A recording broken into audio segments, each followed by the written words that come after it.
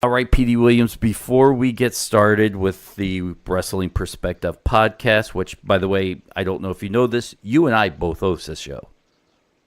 Yes, I know it. You know it. I don't know if the rest of the wrestling community knows it. Telling by our downloads they don't, but welcome, by the way. First, let's shill some merchandise here. whatforapparel.com/WPP. Right now, we have 3 shirts up, Pete, and they've been selling like hotcakes. And by hotcakes, I mean 3 of them. 3 every hour, probably. Yeah. Well, in all fairness, we just launched the site, so that joke is a bit skewed, but head over to whatforapparel.com/WPP. We've got 2 NWO style shirts. We have one that says "Get these mics," kind of a Braun Strowman ripoff, but that's something I've been teasing on Twitter, and I'm trying to figure out a way to work it into the beginning of the podcast, like "Get these mics," and then you'll be like, Petey Williams, how's she going, eh? No. Yeah, I mean we should get a voice actor to do some like sound bites for us or something like that. Oh yes, what about we could get them to do like celebrity impressions? I downloaded this app with like where you could talk into your phone and then it's supposed to come out as like Barack Obama or like Donald Trump or like whatever other celebrity. But it is horrible. Like, I mean, it is. I was like, oh, they have Morgan Freeman. I'm like, maybe I can narrate like a video or something. It didn't even sound like Morgan Freeman. What's the we name need of this something app? like that.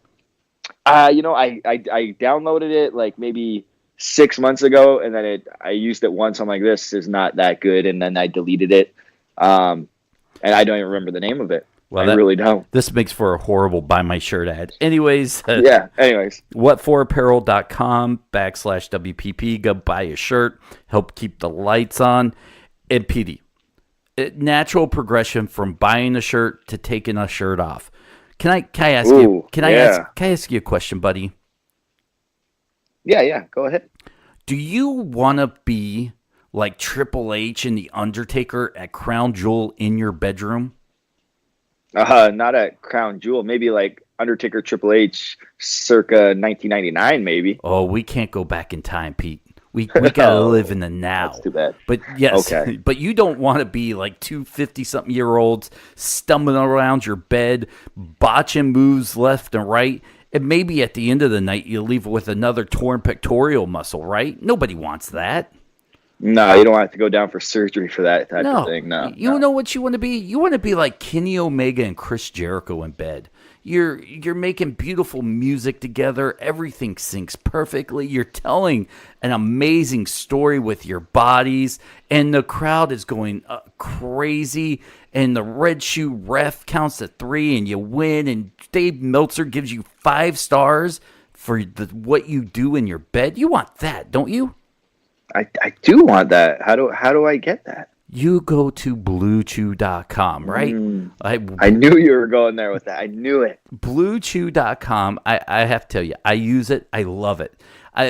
Look, every night I feel like Kenny Omega in my bed. I feel like the Young Bucks, super kicking my way around that bed. And at the end, I always come out on top. It's a clean finish. When I call the ref in to give me the 1, 2, 3 at the end, which I keep one in my closet, believe it or not. Don't you? You just have a ref in there that counts 1, 2, 3. That's it. All right. I like it. Yeah. You know what? I think our whole podcast should just be us doing a Blue Chew ad. It probably should be. I mean, you don't need run-ins in bed, do you? Because I mean, you can't get the job done yourself and can't go over clean. You don't need any run-ins, right? That's why you need Blue Chew. I picture like you have like a hornswoggle in your closet that comes out and counts the 1, 2, 3. That's what I picture. Ooh, I wish it was. I can't afford Hornswoggle. A hornswoggle, not the hornswoggle. A hornswoggle. Well, I might be able to. I'll have to go on Craigslist to see if I can rent one. I'm sure they have an ad. You want a hornswoggle? Well, here's a hornswoggle. So listen, Blue Chew, you're probably going, what are these guys talking about, right? Blue Chew is the first chewable tablet that's made with the same ingredients as Viagra and Cialis. This works out perfect All you do is pop it in, you chew it, you take a shower, you go do whatever you have to do. By the time you're done and ready to, run the ropes with your woman, you're ready to go. You're styling and profiling. You're doing the strut and about to lay it the smackdown on her candy ass. Excuse my language. So I outdo myself every week. I'm so proud of myself. As if we never, ever, ever swore on this show before. But anyways, yes, I will excuse your language. Thank you so much. I mean, there should be a disclaimer, like, on the bottom of Blue Chew. It's like, may cause you to curse as well. Or it'll cause her to scream for Jesus. There you go. That's there right. You go. Hey, listen, if you're her and you're listening to this and you're like, sometimes my boyfriend needs to make it a triple threat match. So, at the end of the night, everybody leaves happy. None more of that with Blue Chew, okay? Now, it's a clean one-on-one fight. No hardcore rules. No hell in a cell to keep her stuck in there or, keep him in there as long as he needs to go. Look, you can have a television time limit, and he will meet that time limit every time with Blue Chew. It's made in the USA, which makes it cheaper. It's shipped to your house, which means no awkward doctor visits. It's everything you need to make this holiday season perfect. You've got the mistletoe. Now you get the jingle bells, okay, guys? Ho, ho, ho. Santa Farrell is giving you a gift. Merry Christmas. Merry Christmas. And by the way, or if you're listening and you're like, yeah, I don't need it. Look, it's Christmas and you're about to buy your 18th Bullet Club shirt or your 9th Golden Lover shirt or your 5th, Young Bucks pin. You spend $5 on us, okay? Take it, throw it out, give it to a friend. We don't care.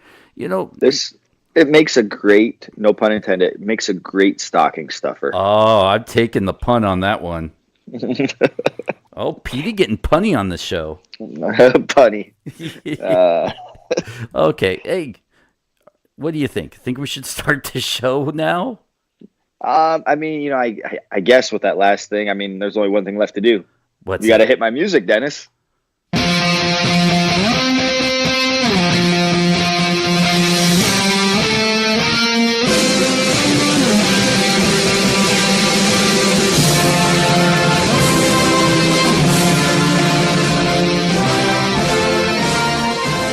It's this week's Wrestling Perspective podcast. He's Petey Williams. I'm Dennis Farrell. Pete, how's she going? How's she going, eh? I stepped on you there. I thought you gave me the setup. I'm like, is he giving me the setup? And then I'm like, no, he's not. Yes, see it. And then, how's she going, eh? Someone called Botchamania because we screwed up that intro, and I'm a little too lazy to go back and redo it. So let's just roll with it. Call it in the ring. Yeah, I mean, we're live right now. Not really, but, live to tape, we'll say. Next week, and I may put it out earlier, this podcast will feel a little weird. It may not be high energy as you guys are used to. I just found out as of this recording the night of, and I want to say a few beautiful words, so I don't want to take this too depressive, but the world's greatest, my first love, my Grandma Joan, and she will always be Grandma Joan to me. She'll turn 85 on Christmas Day, so she's an angel. Yeah, I mean, wow, she lived an amazing life, but the hospice has kind of come in and said she's got about 2 days to live. When I first kind of put this out on Twitter, and by the way, thank you to everybody who reached out to me and just said a few kind words. It does mean a lot to me. We have a lot of great fans. Maddie B, thank you for the kind words that you put out. It was very nice of you. But I just wanted to say thank you. She lived an amazing life. I have a best of show put together, and chances are you and I will probably be able to do next week's show, depending on how the timetable plays out. But we will not miss a show. I do have a plan B, so you guys can be entertained.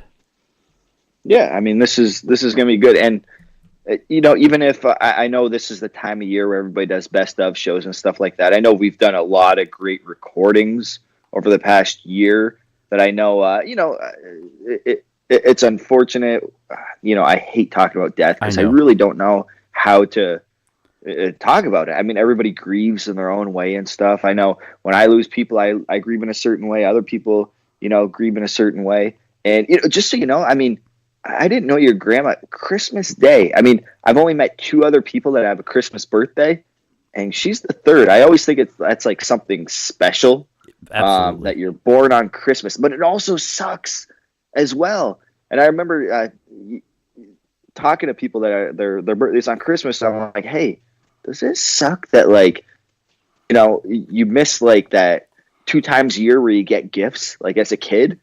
Like, I mean, how do you do that as a parent? Like, oh, here you go. Here's your Christmas gifts. And this one right here is for your birthday. Like that sucks, man. But anyways, I digress. Go ahead, Dennis. I never thought of it like that, but yeah, it's probably got to suck if you're a Christmas Day baby. And tweet us, let us know if you are. Also, I just want to let everybody know I handle these situations with humor. It may not always be funny, but I crack a joke or two, and I may crack the same joke in this podcast a little bit later to soften the blow, but know that I do it as a loving, caring grandson of hers. Her favorite grandson, by the way. I just want to throw that out there. I was her favorite. Well, I mean, no. Nope. You were probably the only grandson, but I wasn't. No, man, now I'm making bad jokes, but I was. I mean, you're not making bad jokes. These are the jokes. She had a great sense of humor. At like, I want to say 78. She always walked around with a "Whoop, there it is" sweatshirt on. Get out of here! Swear to God. And was it popular at the time, or was it like already like 10 years old, that saying? Well, Pete, let's do the math. I said she'll be 85, and then she was like 78. 74. 78. Yeah. Okay. So okay. I'm guessing Way it was like past 20 years. Getting with it. Yeah. So. All right. But yeah, and blessed, the best woman ever. So in my life, I don't want to compare her to anybody else's grandmothers out there, but in my life, she might have been the most influential person on me. And I just want to say that, she lived an amazing life, and she was an amazing person, and I couldn't have asked for a better grandma. So can we talk some wrestling now? Yeah, I mean, did she have any last? Did you speak with her or anything like that? All right. There are 2 ways I could go with this: the humor way and the straight way. So let's go a little bit of both if you can, and then we'll move on and talk wrestling. Because was she a wrestling fan? You know what? She watched it with me, and she Good, tolerated. There you go. Yes, I love that when she. I don't know if she was interested, but she's like, you know what? My grandson loves wrestling. I will watch wrestling with him. I love that when your parents and your elders do that with you. I love that kind of stuff. I got a lot of those. So why is that guy hitting that guy? Which one's the good guy? Oh, no, he didn't just do, Love that stuff, man. That's great. I mean, that adds to the drama, I think. Yeah, I'm with you. And, I was on the phone with her, and her last words were, just make sure your fans buy your shirt. It'll make me happy. There you go. There you go. I mean, we have to respect Grandma's last wishes. Listen, my grandma was a fan of me making money. And how do we, honor her memory? By going to whatforapparel.com/WPP and buying a shirt. We should get a shirt that says, Grandma would want you to. Yeah, or you know what? Yeah, we have to kind of brainstorm this. You actually just gave me a great idea. What is it? But yeah, grandma would want you to buy my shirt. Yeah. I have a couple things in my mind, but I want to fine tune it before we actually put something on paper, not on paper, but on the shirt and distribute it. So I like that. That's great, Dennis. That's good. It's good. We make a good team, apparently. So people say. We had by the way, thank you to the Young Bucks for coming on. Thank you everybody for listening and people who covered it. Oh my God. The Young Bucks, man. I mean, we didn't have a chance to do a post-mortem. Usually you and I were like, oh my God, that was great. But we didn't have a chance to do that. So can we do that for a second now? Yeah, because we actually ended the last podcast with the Young Bucks being on. And I mean, those guys. I mean, we kind of chit chatted a little bit about it, just like their personality and stuff. But those guys are like, you can't say like they're down to earth, even though they are down to earth, because I mean they remember where they came from. I mean, when I said, hey man, you guys want to be on the show, I was really expecting them to say no, we're super busy, which I totally understand. They're some of the busiest cats right now in the wrestling business, but they said yeah, absolutely. So they remember, and I like when we asked that question about them asking other wrestlers to be on their show, being the Elite, how they felt. And they're like, yeah, it's kind of awkward and stuff. So, they remember their roots. They remember where they're from. And they're the same, like the conversation that we had, you and I, Dennis, with them on our podcast last week. It's the same way that, like, I used to shoot the breeze with them. They have not changed.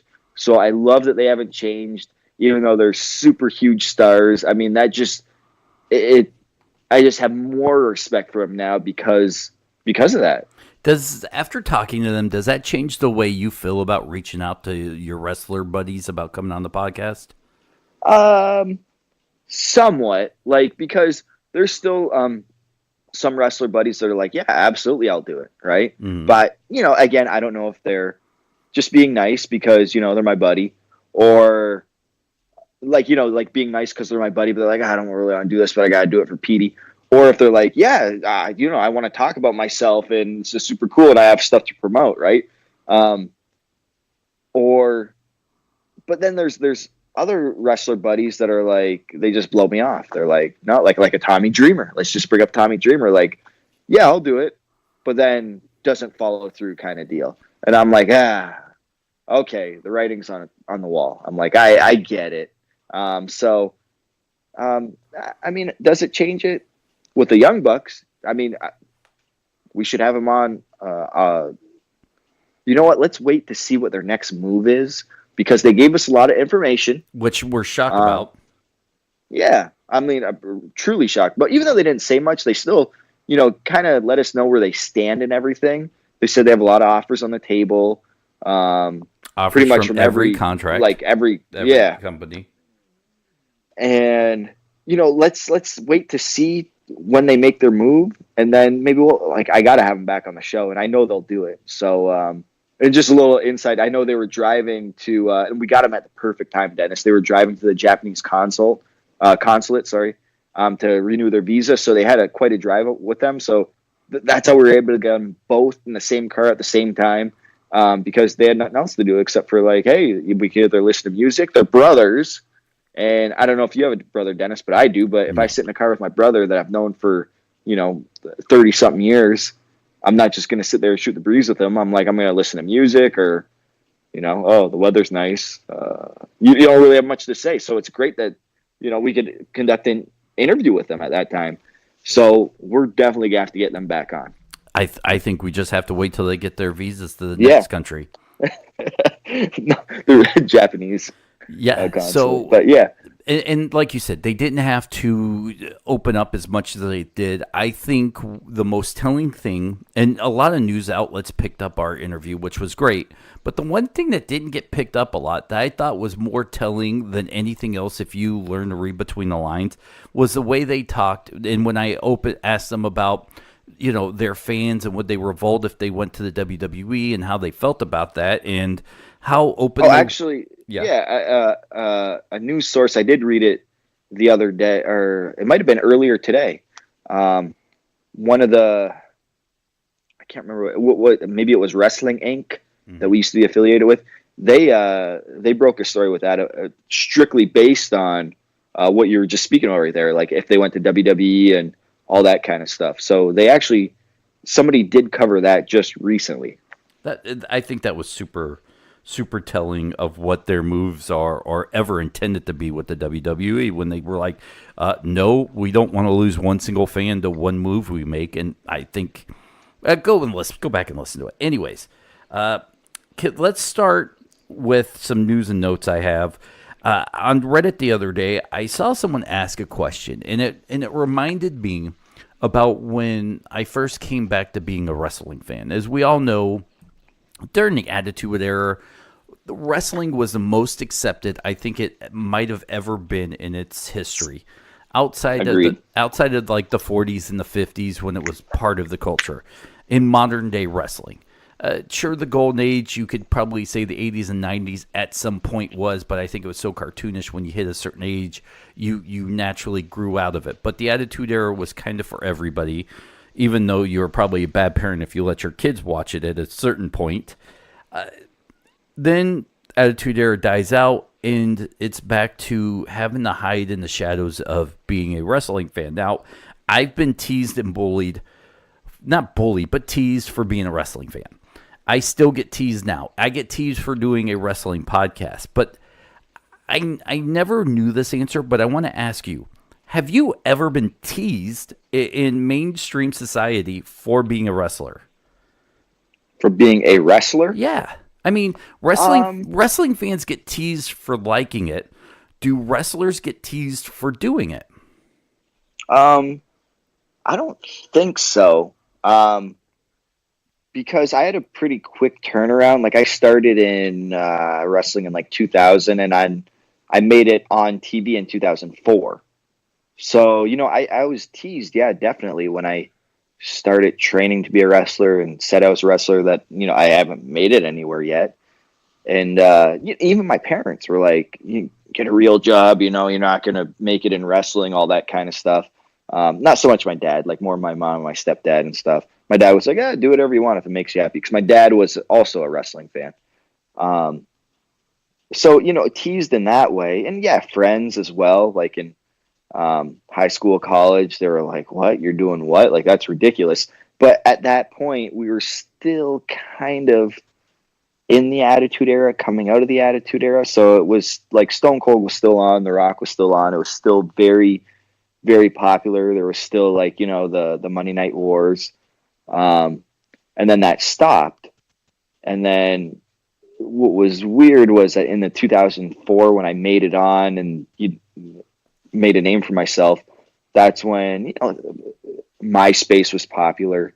Facebook's popular now, all that kind of stuff. Old friends from high school, I shouldn't call them friends, just classmates, I should say, would reach out to me and be like, hey man, how's it going? Like, I knew you could make it and all that kind of stuff. I'm like, no, you didn't, because you told me I would fail like everybody else did because I was so small and all that kind of stuff. But like currently being made fun of for I mean, like being a wrestler. Yeah, but no. like, I mean, friends of your wife or ex-wife or co-workers you might have had in your retirement, like, oh yeah, what did you do? Or oh hey, this is my husband Petey. Petey is a professional wrestler, and they go, oh, the real one or the fake one? That stuff never. Yeah. So, and you know what? Like, so I would say 90% of the people are like, infatuated. It's not the word. Enthralled. I don't know. Like, whatever the word is. Like, intrigued. That's the word I'm looking for. So 90% of the people are intrigued and want to know more information. 10% are like, oh, that's still around. like as if like it happened once during the Hulk Hogan era when everybody watched it, and then it happened again Attitude Era when everybody watched it, and now it's like it just died out or something, and nobody watches it anymore. But that's what I'll usually get. Like with my wife, we already know, we've had her on the show. She is not a wrestling fan. We ask her wrestling questions, she cannot answer them. She doesn't know any wrestlers or anything like that, which that's part of the reason why I love her. But the people that she works with, she brings up like they'll ask, like when we were first dating, like, oh, who is this guy that you're dating? And then she would explain, yeah, he's this guy. I guess he's, I don't know what he calls himself, some sort of Canadian destroyer or something. I don't know. I guess you could look him up. And then people would, and she's never looked me up, like when we first started dating, and then people that she worked with would look her up and be like, hey, do you know who you're dating? She was like, yeah, he said he was a wrestler, like big deal. And then they would show her the videos of whatever Google has available. And she was like, oh, interesting. I had no idea, but it didn't change her perception of me because she liked me as a person, not as like the wrestler. That's not the person she fell in love with, right? So, I mean, I didn't really get made fun of, because usually it's society is really weird, because if you've been on TV, people think you're cooler than the person next to you, which isn't always the truth at all. Oh, I know. But they always think like, oh man, you're so cool because you've been on TV or whatever the case may be. So a lot of people will be like, they're just like, they feel like you're the coolest person in the room, but I feel like I am the lamest person in the room, that the other people that I'm hanging out with are cool because, they just have cool personalities or whatever. So recently, after making it on television and stuff, people don't like really make fun of me. Like they do say, oh, that fake stuff. And I'm like, and my response is always like, yeah, that fake stuff. I'm like, oh, look at this real scar though I have right here and right here and right here. I'm like, yeah, but it's super fake, How many times has someone ever said, oh, do you know The Rock? Or, oh, have you ever wrestled The Rock? Yeah.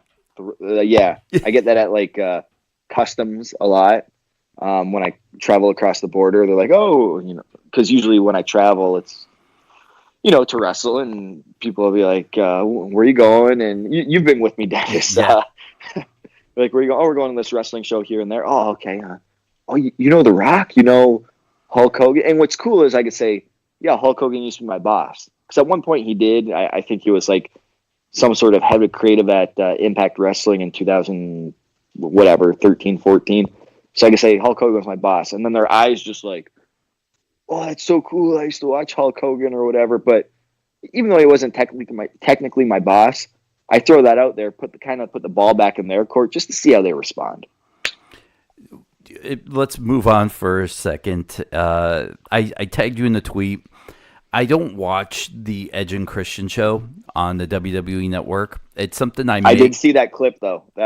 Okay, go ahead. It's something after I saw this clip I may have to start doing. And there was a clip of, it was Edge, Christian, and Tommy Dreamer, who's actually a writer on the show, I just found out, walking through a cave. Tommy Dreamer's dressed up as an explorer, something crazy like that. I think they were, weren't they spoofing, oh my God, what's that? The Goonies. Weren't they spoofing the Goonies? Maybe they were. Okay. I think they were.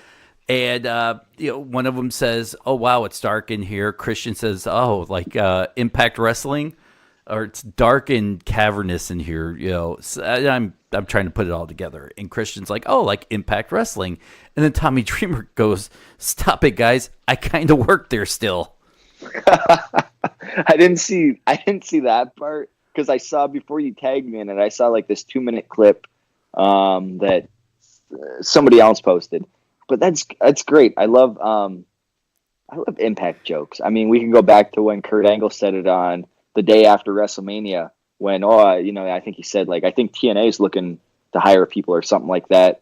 People know we're around, and I mean it's great, and I love it. And the best form.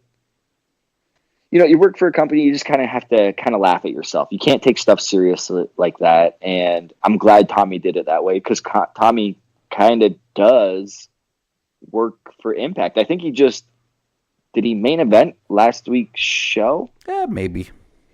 Or maybe this upcoming, was last week? No, it wasn't Thanksgiving. But yeah, I mean, I think he wrestled.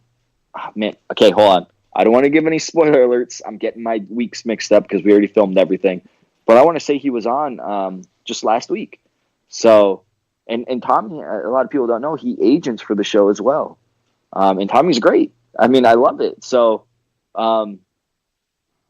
it's good that he actually brought up Impact Wrestling. I bet you, I guarantee you he wrote that in there. I guarantee you. He's like, hey, why don't you say this? Just to get an Impact plug in there. It worked. It was great. And to see it, once again, we're living in an age where WWE is at least acknowledging Impact Wrestling, maybe not everywhere else. Yeah, I think they do acknowledge, and so I don't think Vince McMahon acknowledges anything else exists. I really don't. But the people that he has working for him, they know that there's an Impact Wrestling. They know there's a Ring of Honor. They know there's a New Japan. Obviously they know there's an MLW. Like all these kind of things. They know. And whether, and I think that's how it's filtered up through Vince. Like, hey, this is the biggest star in Ring of Honor right now. Do we want to sign him? This is the biggest star in Impact. Do we want to go after him? All that kind of stuff. So they definitely acknowledge it, and because I know Vince is smart. He's not going to be a guy that's like, hey, man, I don't know what's going on outside of WWE. I really don't. You guys figure that out, and then let me know what's going on out there. Okay. Let's move on. I'm watching Raw last night, who had probably the second worst week in a row. And that stuff doesn't bother me when a company has a couple good shows or a couple bad shows. It's, as you say before, ebbs and flows. Depending on the time of year, injuries, you know what? You're going to have bad shows as an organization. I mean, hell, Impact had, a bad 10 years, it seems like, at one point? We just came out of that bad 10 years. It does have its ups and downs. I would say, we talked about this before. Slammiversary in June, like a little bit prior to that. I don't know how long it goes back, but it kind of had its downtime, and I think we're on the upswing now. But yeah, I mean, all shows has bad weeks, plural. The one thing, and I didn't know if you were going to bring it up, but it seems like this is the one thing that's been hitting Twitter a lot, is that Dean Ambrose dressed up kind of like Bane. Were you going to touch on that? I was, and I didn't know how much you were in on it, so I was going to skirt around it, but you bring it up. Let's talk about it. Now, initially, between you and I, and we're the only two people listening, at first, I hated it. I hated where this direction of this character was going, right? Then I'm deep diving, and I'm really watching and listening, and you know what? This is kind of genius, and hear me out whether you agree or disagree. His main selling points, because if you just scratch the surface and you look, you think, oh, when did he become a hypochondriac, or when did he just start not wanting to be around dirty people? But if you listen to the words, he's talking about repenting, paying for the sins of the Shield. He's talking about karma coming back on him and Seth Rollins, and I really am, after listening to the words and watching, and him coming out kind of dressed like Bane with the gas mask on, I'm more intrigued about where this character is going than I was when I just watched. There's a difference between watching wrestling and going, oh, look, he's got a Bane jacket, and not really listening to the words. And then you sit there and listen, you go, okay, now it's kind of coming together where, they're showing you the ace hand right here. But if you listen, he's got a royal flush over here, and it totally means something different now than what you see on the outside. Yeah. So, I mean, what I like about Dean Ambrose is he is great. Like as a character, he is great. And what I don't like is pretty much from the Shield as a group turned babyface together. Back when they were heels and they started out, they turned babyface together. And then when they when Seth turned on them, what happened? Seth was the heel, and Dean and Roman were the babyfaces. And then Dean's been a babyface ever since, where I think they have like some money. Like, this is Dean Ambrose's money as a heel. I think his character, they need a very strong heel right now on their program, and he could carry it with the mic and do characters. I don't think. Wait, whoa, hey, we just had a phone call. Should we call him back? That's risky, but listen, we have a 24-hour call, hotline, right? Yeah, why don't you call him back and I'll finish my thought. And it was like 3 seconds longer. Finish your thought. Let's see if this guy calls back. If he let's finish your thought and then we'll call him back. It's not like we're on like 93.1 or something like that. Hey, call back, caller, call back, and we'll get you on. Sorry, we missed your call. Yeah, but I really think they have money with Dean Ambrose right now as a heel. I think they missed the boat for probably like 2 years, making him a babyface. Like, he was great as a babyface, and if you could shine as a babyface, I mean, you could definitely shine as a heel. So I think they have some money in there with him, and I think he's going to be great. It's going to be awesome. I think the Bane thing, I don't know if it's going to be long term or if they were just kind of, spoofing it and making a point with that. And maybe it's going to be interesting to see what happens next week. I didn't watch Raw, but I watched just the clip and kind of like one little clip of like what he was saying and stuff. And he was like cutting a promo with the mask on, kind of like how Bane would. And he had the Bane jacket. So I like that stuff. I'm a huge mark for Bane and that Batman that Bane was in. Like, I was like obsessed with that. They even did like a South Park episode where they spoofed Bane. I'm a huge mark for that. All right, so I made a decision. If he calls back, we'll answer. If not, we'll keep going. But yeah, look, he feels moral guilt over the Shield's actions. Oh, here it is. Are you ready? You're on with Dennis and Petey. What's going on? What's your name? Michael Spice. Yeah. Can I ask my question? Sure, please. We would love it. Okay. Oh, yeah. I was wondering, do y'all ever consider like getting the talent like TV roles, movie roles, commercials, like talk show appearances, things like that? Maybe try to go live eventually on like live televised, like live show Impact Wrestling, and then have Explosion come on and on TV during the week too, like 2 hours, and maybe try to do Impact Wrestling like 3 hours. Have y'all ever considered doing stuff like that? Try to get the viewership better. Like, are you talking about a live show? Yeah.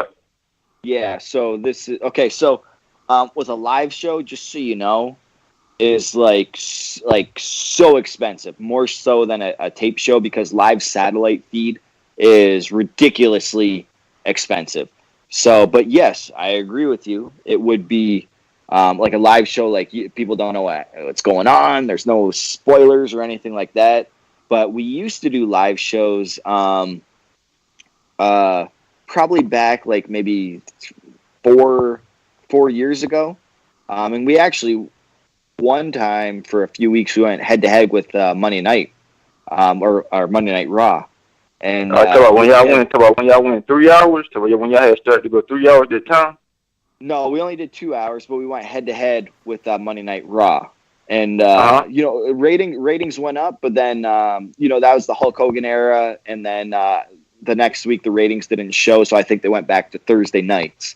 So it just so you know, it does cost like a fortune to try to do the live shows. You have to rent a different but I agree, truck they too, are right? better. Oh, okay. Y'all ever thought about getting like movie roles or like talk show appearances or commercials like for talent? Yeah, no, we do that. So I know one guy, his name's KM on our show, Kevin Matthews. He does commercials and stuff. A lot of our talent get involved in commercials. And our public relations guy, Ross Foreman, he sets up appearances and all that kind of stuff. Right now, we're really focusing on Impact of like just building our brand back up again. That way it means like it has value to it again, where people are like, so when we approach them and say, hey, we'd like to have an appearance on this talk show or whatever, that way people are like, oh yeah, we've heard of Impact Wrestling. Okay, yeah, we know you, like Eli Drake or whatever. Yeah, come on our show, and then you guys can promote your show and all that kind of stuff. So yeah, we're very well aware of that, and that's what we're working towards. Okay. What about Moose? Will he be world champion in 2019? I kind of want to see that. Dude, I want to see that, man. You kidding me? I'm looking at his outfits that he shows up to, at the tapings every single day. With the sunglasses on. I like his bad guy robe, man. I like that. Yeah. So I mean, but I look at Moose and he has his outfits, those sunglasses that you're talking about, and I'm like, you just became cool again. I'm like, you almost have to be a good guy again. So, like, that's what it seems like to me. And so if he's going to be world champion, I want to see him as world champion. Is it going to happen? I'm not sure, man. I mean, I don't know. Okay. Yeah, I seen on. Okay. All right. Anything else? Another question? Oh, yeah. I seen that on the LAX thing, man, about them going to NXT. Tell me that ain't true. Oh, I don't know where you read So- that, but so- No, I don't hear I that. saw I saw it on the website. Something like LAX. You know, I think they was I think they was trying to recruit them or something. Well, here's the story before it all gets jungled up here. So Okay. LAX was supposed to be on a show at Evolve facing I guess NXT tag team that's under contract with them. Impact pulls LAX from the show because I guess they were slated to either lose or they were not going to win the match. The NXT tag team was going to win, and there might have been a third party involved. But Impact altogether pulls the talent out of the match and says, you're not going to do it. Evolve gets up all in a hissy fit. I think that's what he's talking about. Okay. So, yeah, so you know, the way the contracts work, so LAX right now is under contract with Impact. If NXT, which is WWE, if they try to approach them, that's like they're not allowed to do that. That's like a breach of contract. They can't do that. There could be like legal ramifications like that. So as far as I know, LAX is staying in Impact as it stands right now. They're not going to NXT as it stands right now. Oh, I got you. Oh yeah. I've been well. I'm trying to think. Yeah, you told me. Is this Petey Williams? Yeah. This is Petey Williams. Yes. Okay, yeah, the Canadian Street. Okay, yeah, I like the knockout division, but like, I mean, I ain't know, I miss Hanaya, the Hunters, and all that. I feel like, you know, the one y'all had, the chick from the garage, the real skinny lady.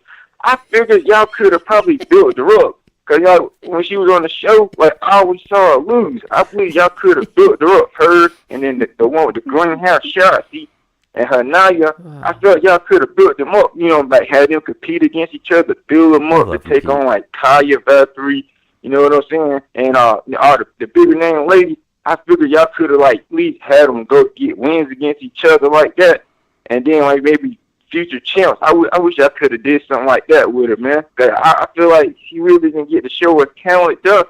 I kept seeing her lose. Oh man, I just hope she win at least one match. I don't who I don't know who. You remember? Shoot, the real skinny lady. Thing, the one. Katarina. The one from the chick from the garage. I forgot her name. Amber. Okay. The real skinny one. You know what I'm talking about? Oh, Amber. Alicia. Oh, I think he's talking about Eddie Edwards' wife. No. That's Alicia. We're just gonna name all the women. You remember? This is when y'all had her Naya the Huntress. You remember? She y'all put in a match with that Amber. I think when she not where she from, the chick from the garage. You know what I'm saying? The real skinny one. I feel like y'all could have built her up. You know what I'm saying? Oh yeah. Okay. I know exactly what you mean. What's your name, by the way? Michael Spice. Mike, thanks so much for calling in and being a listener, man. Right. Okay. Cool, man. All right, yeah. We'll Thanks, talk. Mike. Talk to you later. There we go, Pete. That's a live call. Normally we send people to voicemail, but hey, we tried it once. Yeah, I mean, why not, right? And Right. it was good, and there was a good conversation, and you know, it just goes to show he has a lot of questions about what's going on in Impact and stuff, and I'm glad that I can answer them, I guess, or answer them to the best of my knowledge. Yeah, listen, we were going to talk about the Evolve thing anyway, so I just want to go back for a second. That was a hot topic.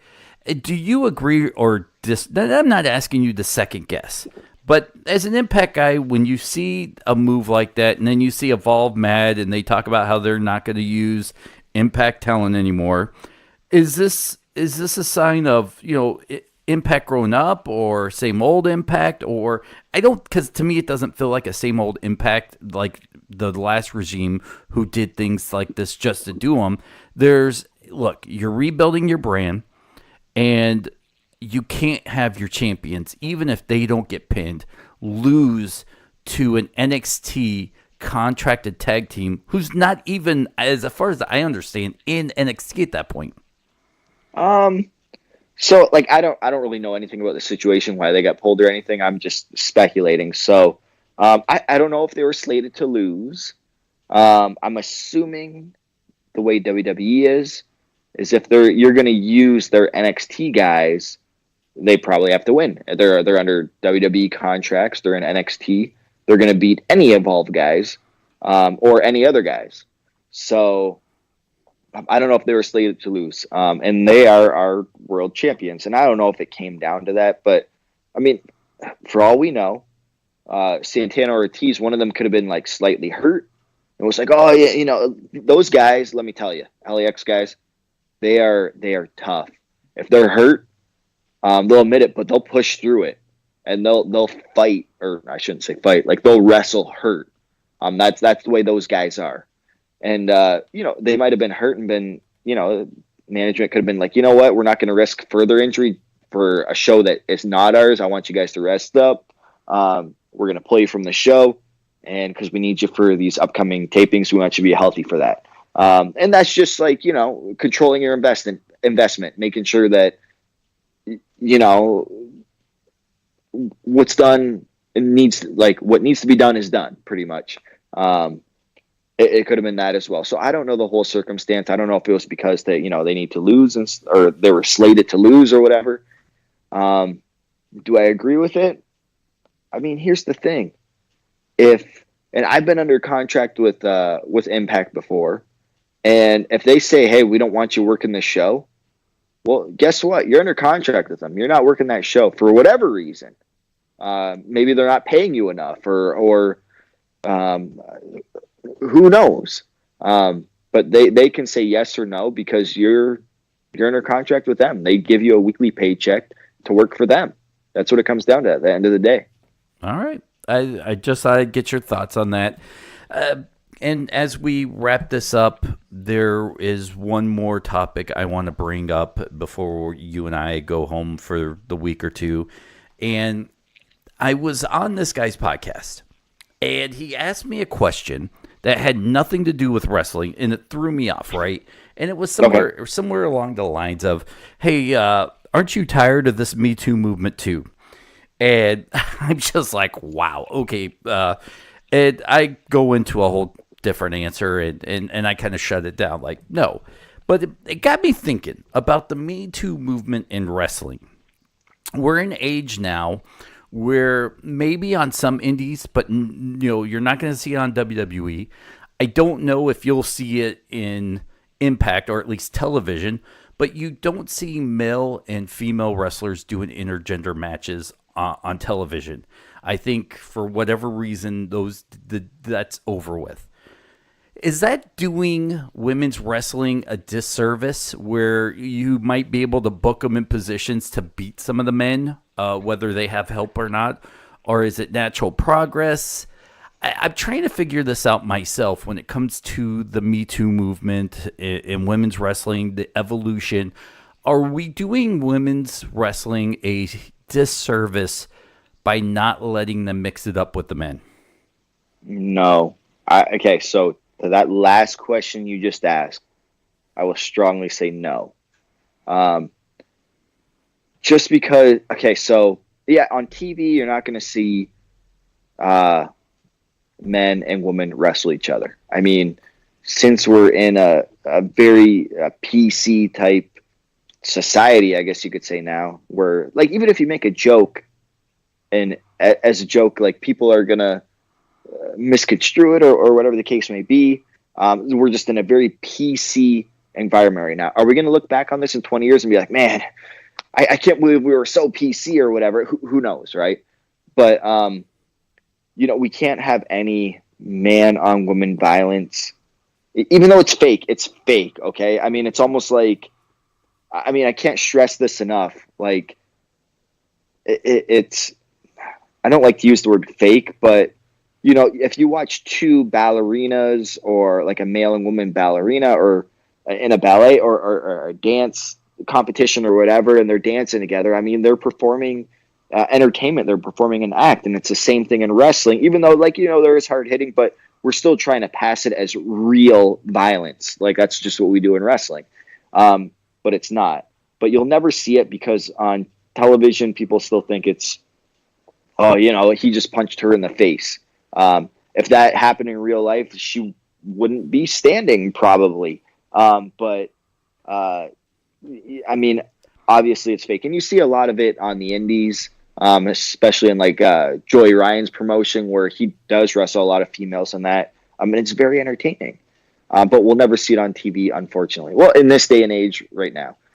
I disagree. The reason why I said no, or did I say no or yes, like doing a disservice, a lot of the times men are a phenomenal basis for women, because, men are typically bigger than women. And it makes the women look like like supermen or a superwoman, like a superwoman or something like that. So we don't want to portray like, hey, she's so awesome when she wrestles other men, and then maybe she drops the ball when she wrestles other women, because maybe that woman isn't as good of a base as like I don't know who's a good base, like a Brian Cage who's like 250 pounds all jacked up, right?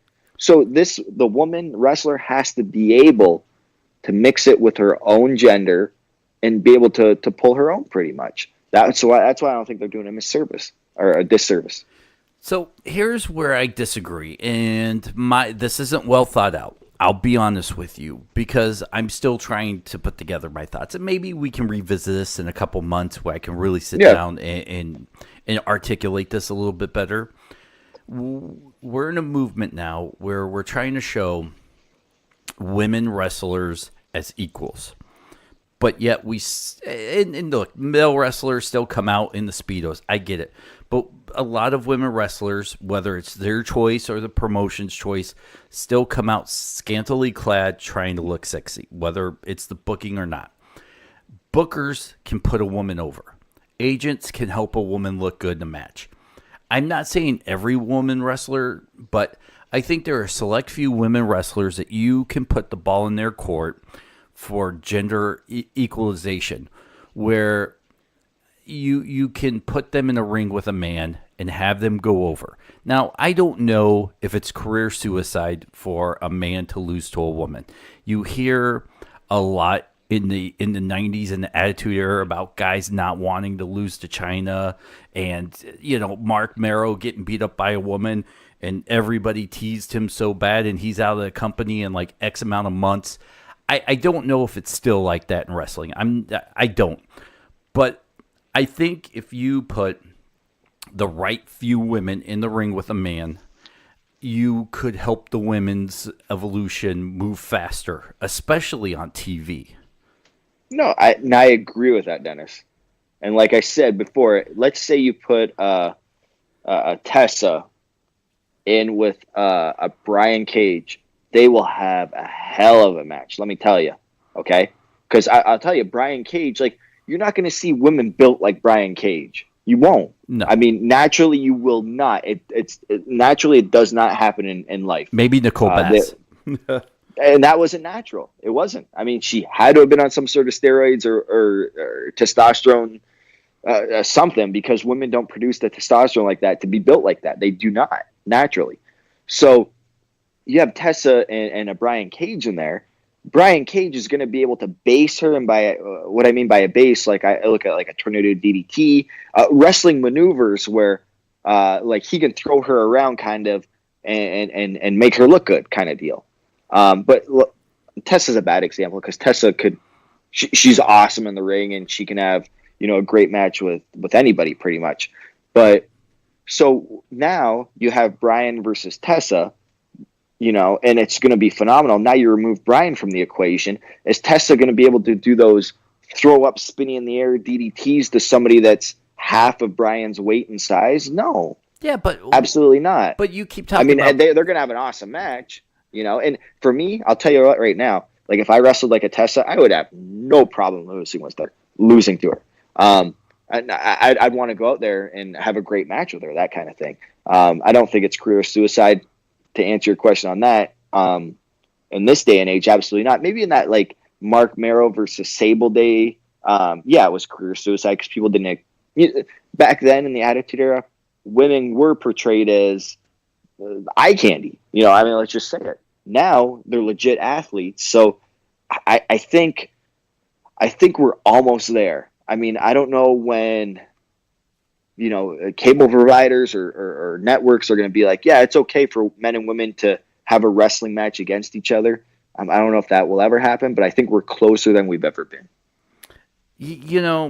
you keep throwing in a Brian Cage, but let's even say you know, if Tessa beats you and then goes back, and I'm not saying that, you know, you're not portrayed strong enough or cool enough, but I could see Tessa beating you and then going back and losing to a woman, and it's not a slap in anybody's face, or it's not, well, she can't handle, you know, her own gender.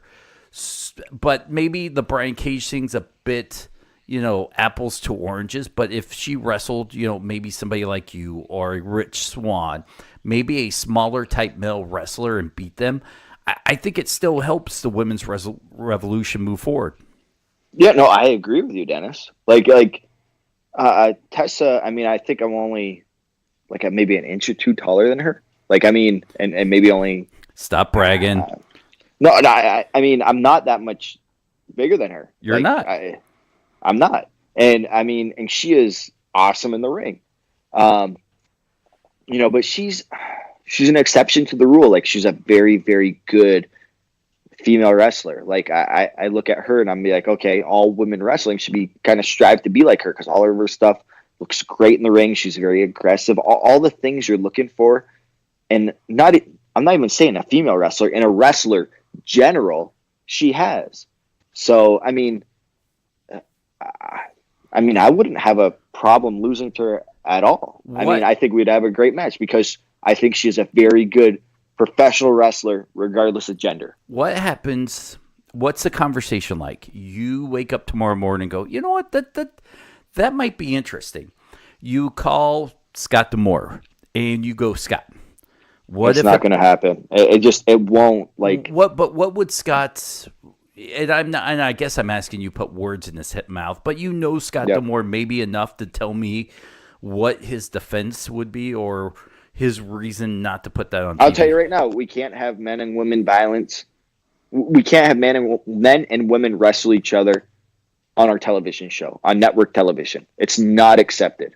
And that's why they don't have it in WWE. Like, you watch those mixed tag matches, those tournaments they have, you never see a man and woman wrestle each other at all. It's in our society right now. If this was the Attitude Era, we can definitely do it. If this was like, you know, 15 to 18 years ago, we could definitely do it. Right now, with everything that's going on in the world, we cannot do it. And that's unfortunate. I mean, it really is, because I think it would add to the product. I really do. I'm a fan of the intergender wrestling. I know some people aren't, but I like it. I mean, I think it's interesting, and it adds a new dynamic that we don't see enough on national television. And keep in mind, professional wrestling is predetermined. I mean, I'm not actually punching a female in the face. It's just coming across like that,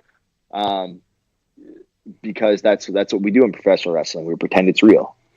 All right. If finally Rhino retires, friend of yours, you've wrestled. Yeah. You know, let's talk a little bit about that, because the closest I came to meeting Rhino, you actually talked me out of it.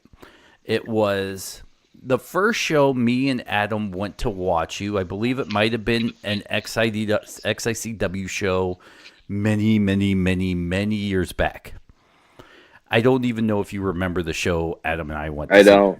But I do not. I believe you were a heel, and Adam and I were. Oh, no, this is a Clash show. Clash show, Clash. Okay. Yep. So we come out, and Rhino's there, and I'm like, hey, and I didn't know you at that point. So I might have been that a-hole friend that overstepped. I'm like, hey, will you introduce me to Rhino? And you're like, yeah, you don't want to meet him. And I think you were just doing that to blow me off, like, who's this guy asking me to meet another guy? So that might have been the closest I came to meeting him. I've talked to him a few times. I actually reached out to try to get him on the show tonight, but he was a little bit busy, and he said he'll take a rain check, and he would love to come on, you know, in a future date to talk about his retirement. So what are some of your memories about Rhino in the ring? I mean, I've wrestled him before. He's great. I mean, I remember back when he was with WWE. I haven't even started with Impact yet, I don't believe.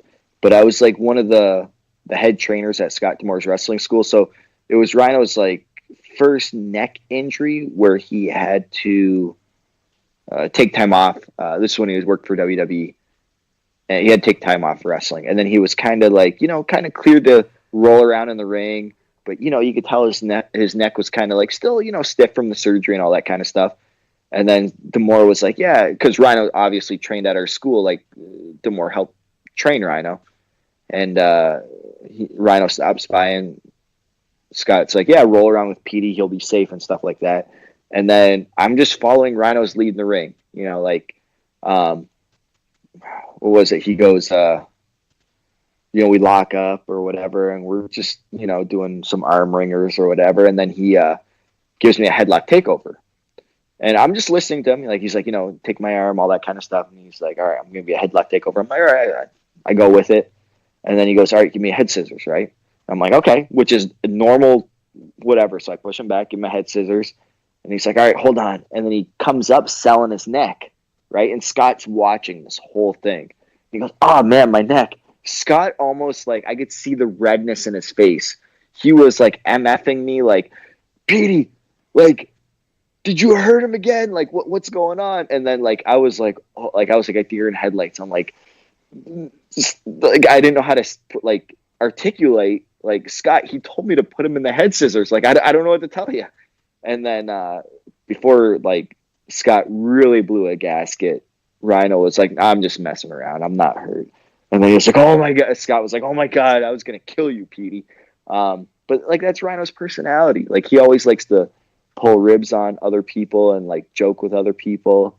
I remember even, like, talking on my phone to my wife when we're doing road trips and stuff. And he's like, hold on, let me talk to her. And he would talk and, like, try to make friends with my wife just to be like, yeah, your husband right now is with a really cool guy. You don't have to have anything to worry about. Like, we're boys. I'm taking care of all that kind of stuff. But Rhino, yeah, I mean, I've done many, many road trips with him. Some good, some bad, but for the most part, good. And he's always tried to steer me in the right direction and guide me, in the proper path. There it is. Rhino's career in a nutshell. I don't know. No, not really. That's all I could really come up with. Just what from I know. I mean, I could ramble on for another hour of all these stories and stuff don't. like that, but I'm not going to. But no, I remember he reached out to me last year. Last year he started this charity show. I wish I could remember the charity, but if Rhino, knowing Rhino, he's like, hey, I have this charity show for whatever charity it was.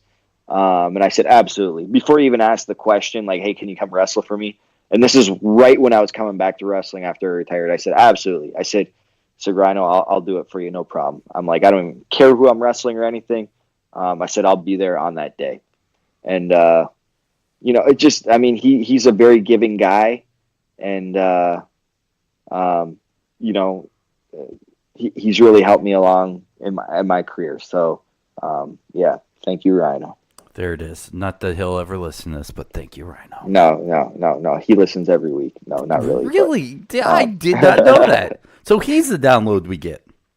Yeah, he's the one download we get. Rhino, I know you're the only one that listens, so thank you very much. I got to touch on, one of our fans is drawing this comic book cover. I sent it to you. I thought it looked great. I cannot. What was my response? I was joking, obviously, but let's not even talk about it. I think it had. I think it was a weight joke on my part. You're like, oh, he's being very kind to your belly, isn't he? I didn't mean it like that, but no, it was really good drawing actually. It was so good that I was like, wow, I didn't even know how to, like fake joke around and make fun of this. But yeah, no, go on, Dennis. It was very good drawing. Yeah, I was. Look, I'm pretty excited. So, anyways, thank you guys for listening and everything you do. And Pete, let's go home. I am home, but let's wrap it up. Go home, as they would say in the wrestling business. Yeah, absolutely. You don't have anything to promote, do you? Just you, my co-host, the Wrestling Perspective podcast, Dennis Farrell. Yeah, that's really crappiest promotion I've ever heard. You did. Hey, I'm back on Instagram. I think I posted like maybe 2 or 3 pictures. Maybe I'll try to post another one this week. But I'm back on Instagram. Finally, okay, there you go. On my part, WrestlingPerspectivePodcast.com. You can go there, listen to the show straight from the site, or there's links where you can get the show everywhere. Also, links to Petey and myself social media. Petey Williams on Twitter. Dennis77 Farrell, Farrell, is my Twitter handle. WP_pod is the show's Twitter handle.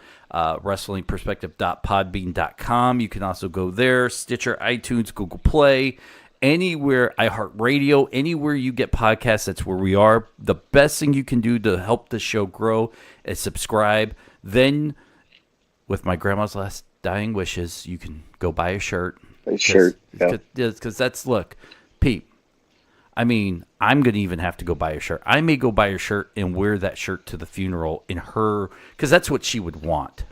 Yeah, I'm going to have to buy a shirt for all of my kids, my wife, my whole family. Just because, I mean, that's what she wanted, man. That's what Grandma Joan. You gotta, yeah. God bless you, Grandma Joan, and the only thing you want is for me to have money in my pocket. Man, I hate when grandmas do that, but I mean, we gotta respect that, right? We gotta respect it. So, but listen, whatforapparel.com/WPP. We got 3 shirts up now. Look for some variation of my dying grandma's last wishes on a shirt. I'm sure that'll show up soon.